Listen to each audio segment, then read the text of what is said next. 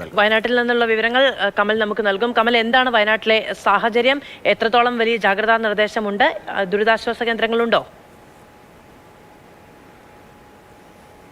മധു, നിലവിൽ എവിടെയും ശക്തമായി മഴ പെയ്യുന്നില്ല. ചെറിയ ചാറ്റൽ മഴയൊക്കെ ഉള്ളൂ. ഇന്നലെ രാത്രി ചില സ്ഥലങ്ങളിൽ 10 മില്ലിമീറ്റർ വരെയൊക്കെ മഴ പെയ്തിരുന്നു, പുലർച്ചെയും രാത്രിയും ഒക്കെയായി. സ്കൂളുകൾക്ക് അവധിയായതുകൊണ്ട് തന്നെ നഗരത്തിലൊക്കെ ജനത്തിരക്ക് കുറവാണ്, വാഹനങ്ങളൊക്കെ കുറവാണ്. പ്രത്യേകിച്ച് വിനോദസഞ്ചാരികളൊക്കെ വയനാട്ടിലേക്കുള്ള യാത്ര ഇന്നലെ ഉച്ചയ്ക്ക് റെഡ് അലർട്ട് പ്രഖ്യാപിച്ചതാണ്. അതുകൊണ്ട് യാത്രയൊക്കെ കുറെ പേരൊക്കെ ഒഴിവാക്കിയിട്ടുണ്ടെന്ന് തോന്നുന്നു. അതുകൊണ്ട് തന്നെ വലിയ തിരക്ക് കൽപ്പറ്റ നഗരത്തിലൊന്നും ഇല്ല.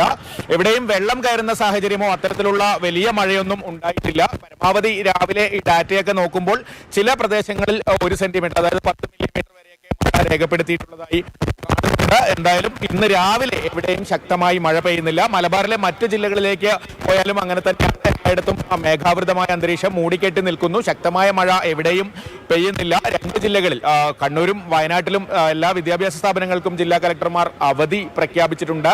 4 ജില്ലകളിലാണ് റെഡ് അലർട്ട് നിലനിൽക്കുന്നത്. എന്തായാലും ഇത്തരത്തിൽ അലർട്ട് നേരത്തെ നൽകിയത് കൊണ്ട് തന്നെ കനത്ത ജാഗ്രതാ നിർദ്ദേശം നൽകിയിട്ടുണ്ട്. വയനാട്ടിൽ എന്നൂര്, പൈതൃക ഗ്രാമം ഉൾപ്പെടെയുള്ള വിനോദസഞ്ചാര കേന്ദ്രങ്ങളിലേക്ക് പ്രവേശനമില്ല.